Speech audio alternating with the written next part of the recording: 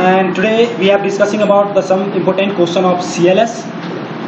तो आज हम लोग देखेंगे कि CLS के कुछ क्वेश्चन जो कि बहुत महत्वपूर्ण है, और ये ट्रांसलेशन का जो क्वेश्चन होता है वो सबसे आसान होता है, लेकिन अगर आपको नहीं पता है कि कैसे चूज किया जाता है तो आपको इसको बनाने में बहुत ज़्यादा समय लग जाएगा, जिस कारण से आप एग्जाम में कम क्वेश्चन अटैम्प्ट करेंगे।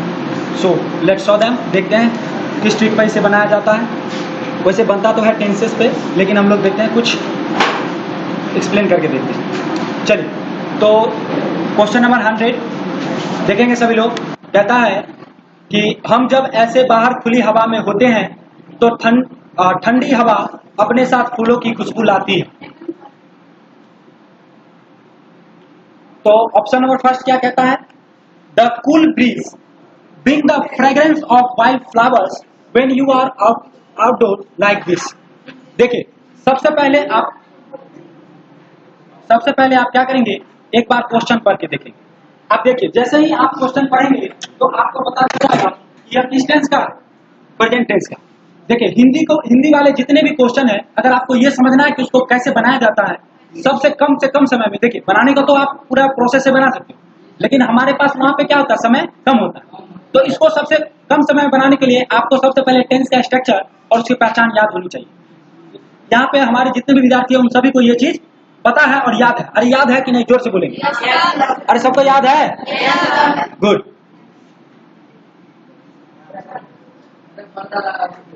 तो देखिए क्या कहता है कि हम जब ऐसे बाहर खुली हवा में होते हैं, तो अब होते हैं यह किस टेंस में आएगा? प्रेजेंट टेंस में।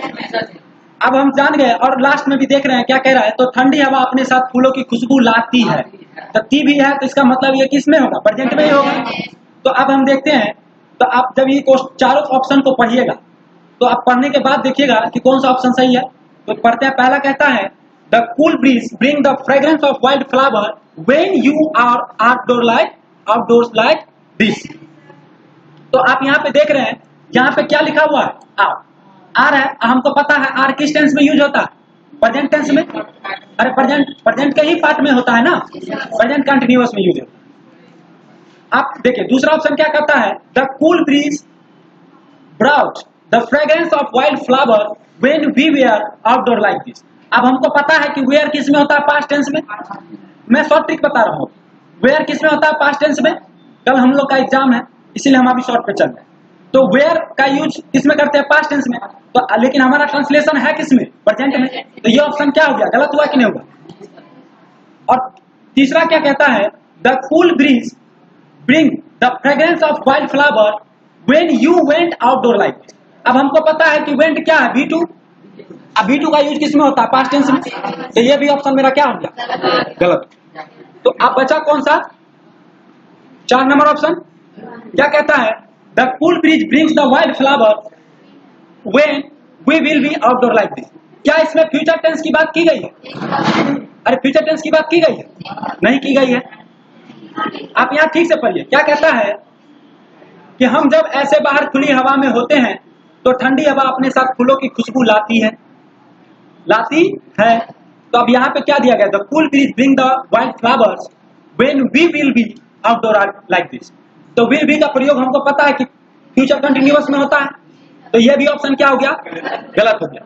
तो आप देखें कि हम वर्ब फॉर्म से चूज करके आंसर लगा सकते हैं। तो इसका सबसे सटीक आंसर क्या होगा? ए नंबर होगा। द कूल ब्रीज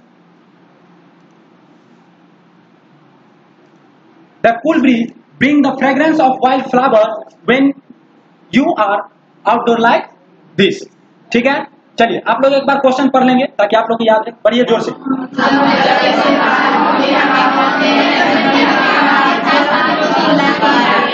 आंसर क्या हो जाएगा?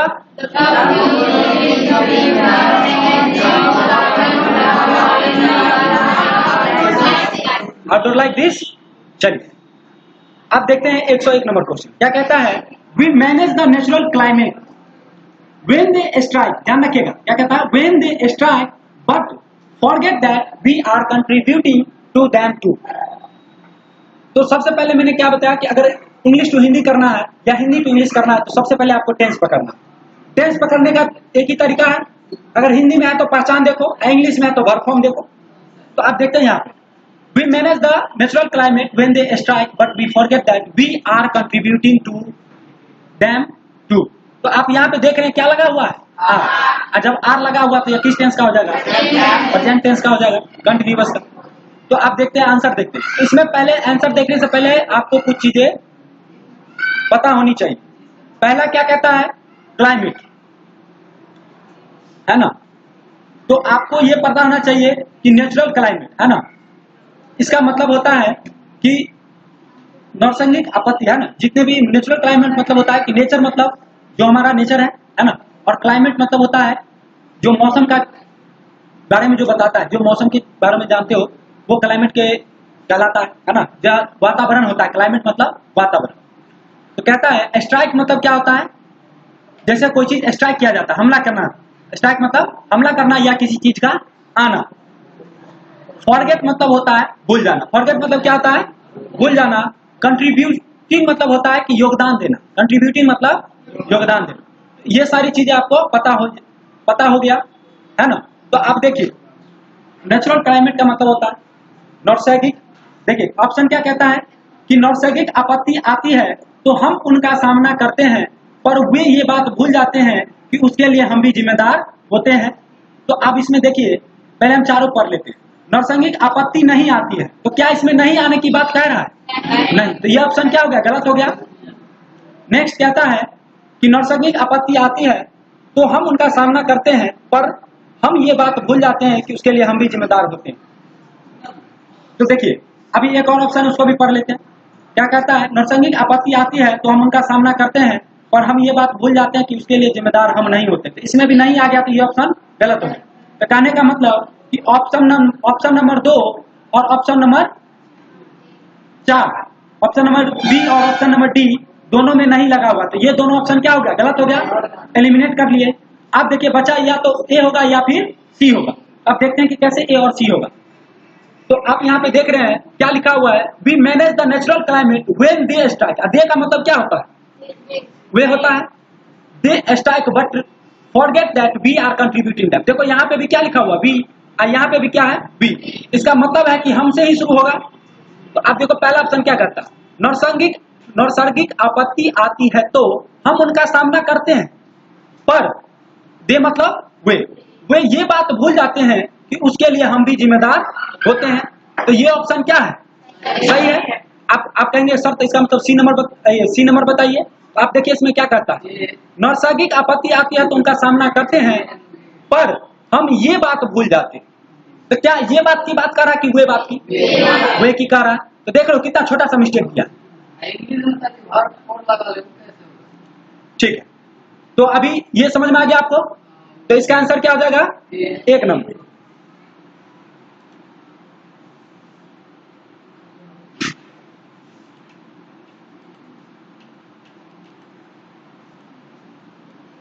चलिए नेक्स्ट क्वेश्चन देखते हैं। क्या कहता है? किताब के विषय का संक्षिप्त परिचय किताब की प्रस्तावना में होता है। और जब होता है तो किस टेंस का हो गया? प्रेजेंट का। और जब प्रेजेंट का हो गया तो अब हम पहले ऑप्शन पढ़ेंगे। पहला कहता है the preface of book was a short book to the subject a matter of the introduction. अब जैसे इसमें वाज लग गया तो क्या ये ऑप्शन सही है? आप देख रहे हो यहाँ पे वाज है, तो ये पहले ही क्या हो गया? गलत हो गया। मीनिंग निकालने की जरूरत ही नहीं। अब क्या कहता है? बी नंबर कहता है the preface of a book is a short introduction to the subject matter of the book. तो आप देखिए यहाँ पे इज है, तो हो सकता है कि ये आंसर होगा, लेकिन अब इसको हम थोड़ा सा बाद में, पहले हम सारा ऑप्शन पढ़ लेते हैं। उसके बाद कहता है the preface of a book has been a short introduction to the subject matter in the book. अब देखो हैज बीन लगा है, तो ये भी किसका है? प्रेजेंट टेंस का है। अभी उसके टाइप में नहीं जा रहे, लेकिन प्रेजेंट टेंस का है ना। तो ये भी ऑप्शन को हम रखते हैं कि इसको बाद में देखेंगे। पहले हम एलिमिनेट कर लेते हैं कि कौन कौन नहीं होगा। तो देखते डी नंबर क्या कहता है कि the preface of book was an introduction to the short subject matter of the book. तो यहाँ पे भी आप देख रहे हैं क्या लग गया? वाज। तो जैसे ही वाज लग गया तो ये भी ऑप्शन गलत हो गया। तो कहने का मतलब ऑप्शन नंबर ए और ऑप्शन नंबर डी क्या हो गया? गलत हो गया। अब बचा बी और सी। तो अब हमको लगाना इसी दोनों में से। तो सर अब हम पहचाने कैसे? तो आप लोग देख रहे हैं कि सी नंबर ऑप्शन को पढ़िए। क्या कहता है? The preface of a book has been a short introduction to the subject matter in the book. तो आप यहाँ आप जानते हैं कि हैज बीन का प्रयोग कब होता है, जब सेंटेंस किस में हो, प्रेजेंट परफेक्ट कंटिन्यूअस टेंस में। और अगर उसकी स्ट्रक्चर की बात करें, जब उसकी स्ट्रक्चर की बात करें तो सब्जेक्ट प्लस हैव या has plus been plus V four plus object plus since या फोर प्लस टाइम, है ना, ये होता है।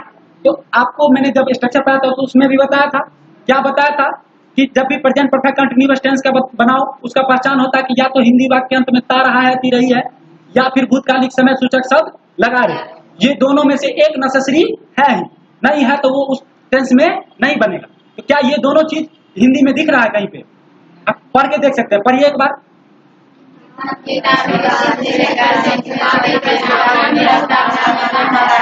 क्वेश्चन क्या कहता है, फिर से पढ़िए एक बार। होता है, जब होता है तो क्या इसमें समय या भूतकालिक समय सूचक या ता रहा है दिया हुआ है? नहीं है, तो ऑप्शन कौन सा ही हो जाएगा? पढ़िए ऑप्शन, पढ़िए क्या कहता है। The preface of a book is a short introduction to the subject matter of the book. Clear है सभी को? Good. Come to the next question. कहता है आपके मित्रों एवं अन्य जनकों को यह पुस्तक देकर आप यह संदेश औरों तक पहुंचा सकते हैं। अब यहाँ पे संदेश लिख दिया है, टाइपिंग मिस्टेक है, कोई दिक्कत नहीं है, संदेश ये संदेश है, ठीक है। चलिए तो देखते हैं पहला ऑप्शन क्या, पहले अब ये देखते हैं कि यह किस टेंस का है। तो पहुंचा सकते हैं, ता है, ती है, किस टेंस का हो गया? प्रेजेंट का हो गया। अब जब प्रेजेंट का हो गया तो हम देखते हैं, कहता है you can message the spread. तो देखो ये क्या है, सेंटेंस ही गलत लिख दिया। मैसेज स्प्रेड नहीं होता है, स्प्रेड मैसेज होना चाहिए। मैसेज को फैलाना किसको है? मैसेज को, ठीक है। तो यू कैन, तो ये पहला ही, ये यहाँ पे जो ये यू कैन मैसेज स्प्रेड लिखा है यही गलत हो गया, तो इसको हम एलिमिनेट कर देते हैं। बी नंबर ऑप्शन क्या कहता है, you can spread the message. ये क्या है? सही स्ट्रक्चर है। You can spread the message by giving this booklet to your friend and other people. तो मेरे हिसाब से ये ऑप्शन क्या होना चाहिए? सही होना चाहिए, लेकिन हम दो ऑप्शन और देखते हैं। तो दूसरा ऑप्शन क्या कहता है, your friend can spread the message. तो ये पहले ही गलत होगा क्योंकि सब्जेक्ट ही यहाँ पे गलत दे दिया।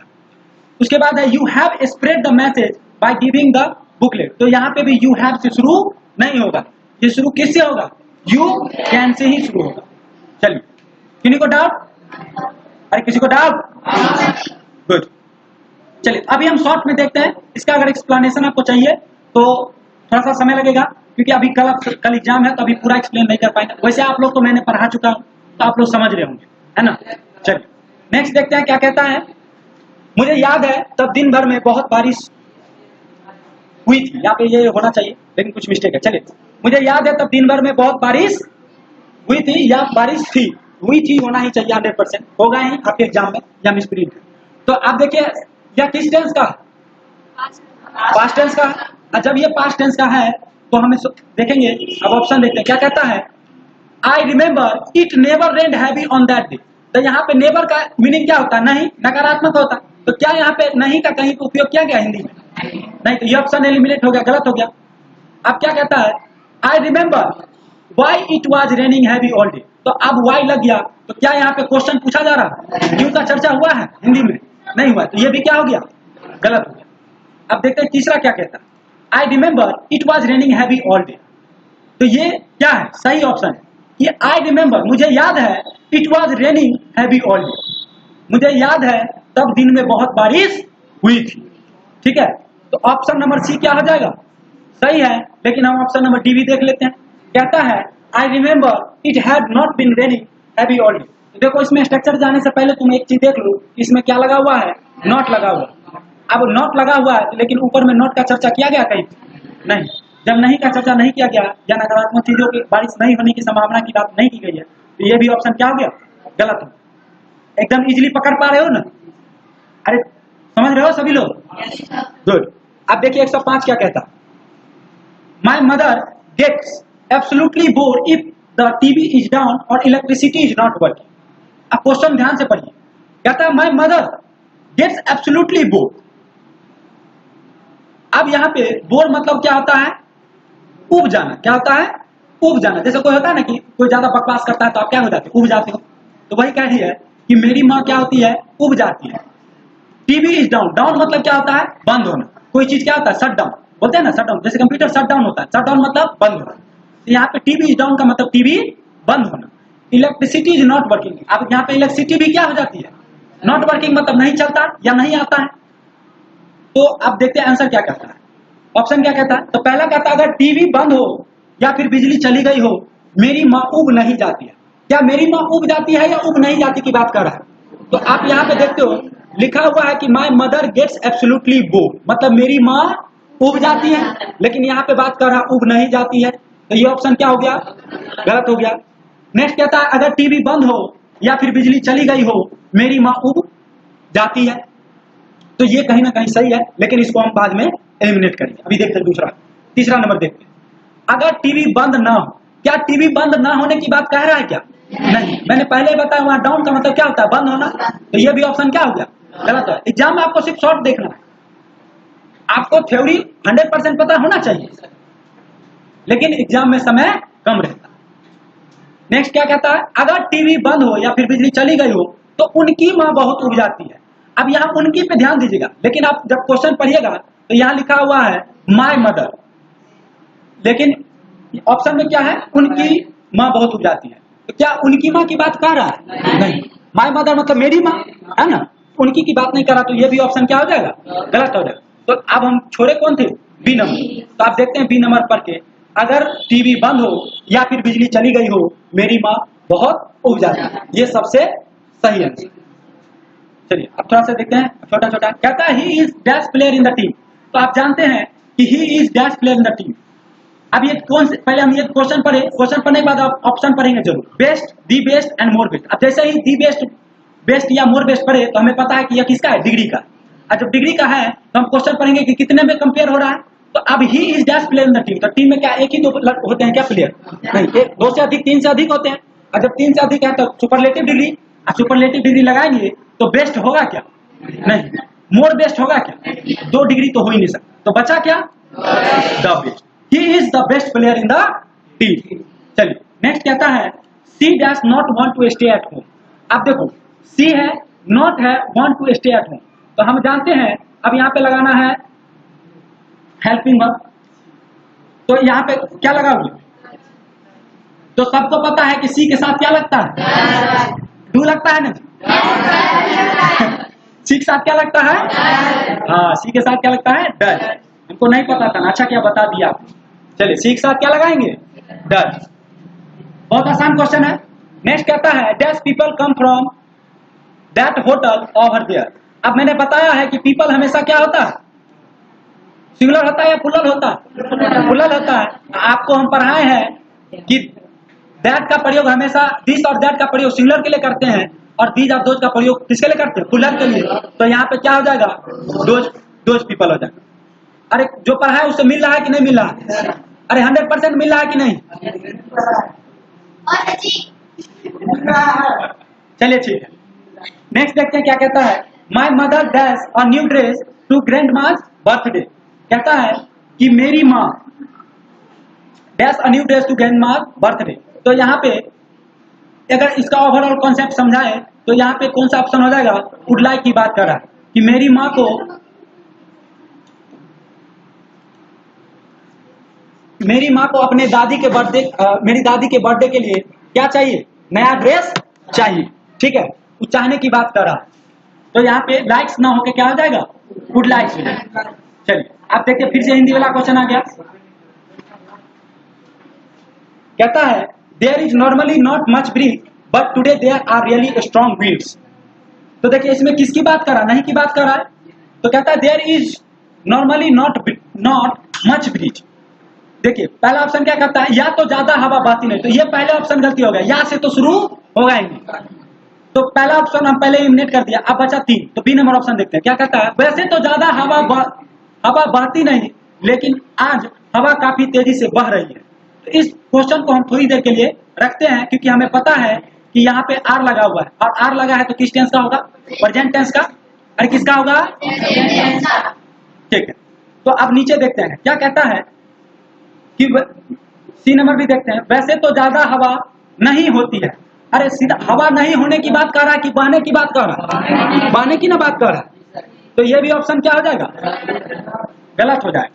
ठीक है, तो सी नंबर ऑप्शन गलत और ए नंबर गलत। आप देखते हैं चौथा क्या कहता है, वैसे तो ज्यादा हवा बहती नहीं, लेकिन आज हवा काफी तेजी से बह रही है। तो आप एग्जाम में भी जाइएगा तो आपको दो ऑप्शन मिलेगा, ऑप्शन नंबर बी और ऑप्शन नंबर डी, दोनों सेम ही रहे। ठीक है, तो वहां पे आपकी मर्जी, आप जो लगाना चाहे आप लगा सकते हैं। वैसे ऑप्शन बी नंबर हम लगा देते हैं। ठीक है, लेकिन आप ध्यान से पढ़िएगा, अगर किसी में डिफरेंस होगा तो आप उस डिफरेंस को पकड़ के और जो ऑप्शन आपको सही लगेगा उसको लगा लीजिएगा। क्लियर है? चलिए नेक्स्ट देखते हैं। कहता है but I want to be a professional dancer and make a big name. तो इसमें कह रहा है कि मुझे, but I want to be a professional dancer. अब देखिए इस क्वेश्चन को पढ़ने में आपको एक चीज पता चलेगा, इसमें कह रहा है कि मुझे प्रोफेशनल डांसर बनना है, नर्तकी बनना है और बड़ा नाम कमाना है।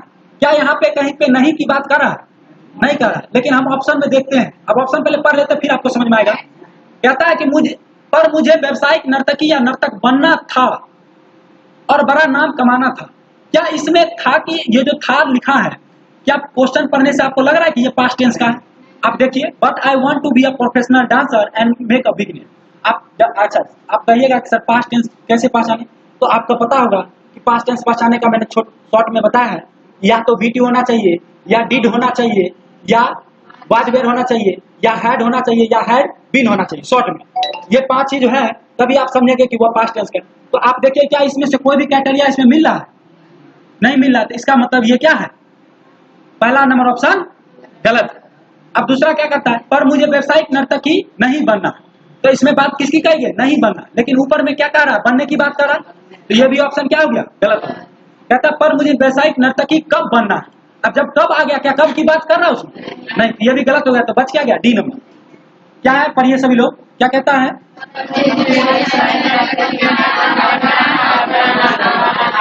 ठीक है, पर मुझे व्यावसायिक नर्तकी या नर्तक बनना है और बड़ा नाम कमाना है। यही 100% सही होगा। अब देखिए फिर से क्या कहता है, he is dash I thought.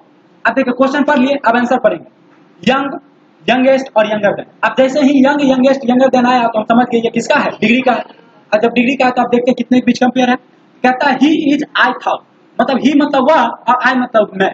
तो ही मतलब वह, तो वह मतलब क्या एक ही व्यक्ति होगा, आई मतलब मैं। तो कितने के बीच कंपेयर हो रहा है? दो के बीच कर रहा है। तो जब दो के बीच होगा तो कौन सा डिग्री लगाते हैं? कंप्लीट। कौन सा डिग्री? और जब कंपैरेटिव लगाएंगे तो क्या यंग होगा? क्या यंगर देन होगा? यंगर देन नहीं होगा, यंगर देन ही होगा, यंगेस्ट नहीं होगा।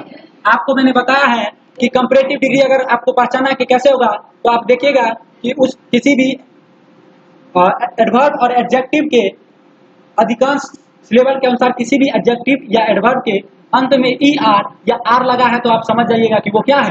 कंपैरेटिव है। ई एस टी और एस टी लगा है तो सुपरलेटिव है। तो यहाँ पे ऑप्शन क्या हो जाएगा? यंगर है। कहता है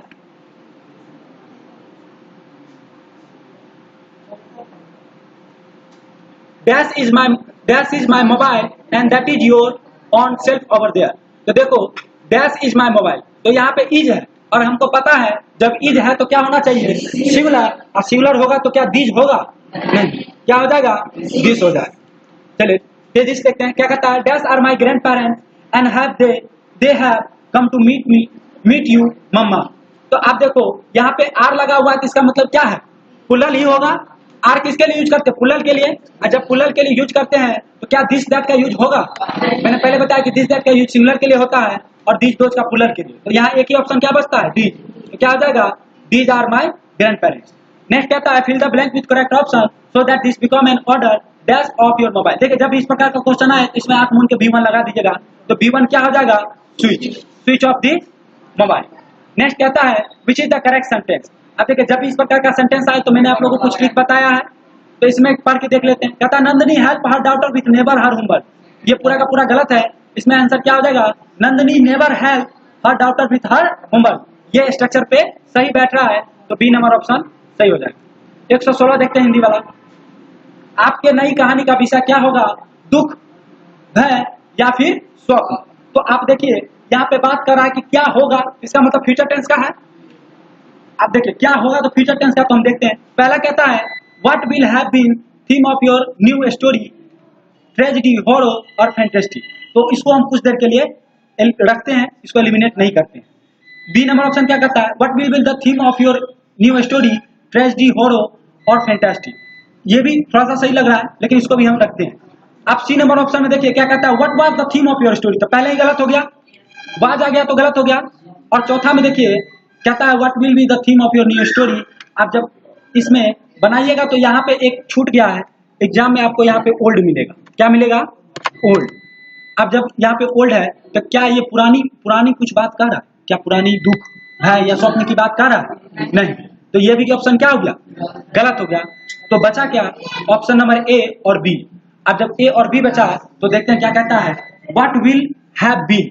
अब जैसे ही हैव बीन लग गया तो आपको पता होना चाहिए कि व्हाट विल हैव बीन लगता है तो ये हो जाता फ्यूचर परफेक्ट कंटीन्यूअस टेंस, और उसमें भी सेम रूल लागू होता है कि सिंस या फॉर होना चाहिए, या फिर क्या होना चाहिए, ता रहा होगा या ती रही होगी।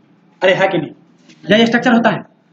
तो ये होगा, तो क्या इसमें से ऐसा कुछ है, जब नहीं है तो इसका आंसर क्या आ जाएगा, what will be the theme of your new story, tragedy, horror और फैंटास्टिक। अरे सब लोग सेटिस्फाई हो, गुड। अब देखिए, चलिए 2-3 क्वेश्चन और देख लेते हैं। क्या कहता है, fill the blank with correct option so that this become an order. जब भी इस प्रकार का क्वेश्चन देखो और इस क्वेश्चन में क्या लगा हुआ है, डोंट, और आपको पता होना चाहिए कि जब भी डू नॉट या डज नॉट का प्रयोग होता है तो वर्ब का कौन सा फॉर्म यूज होता है, वर्ब का कौन सा फॉर्म यूज होता है, पहला।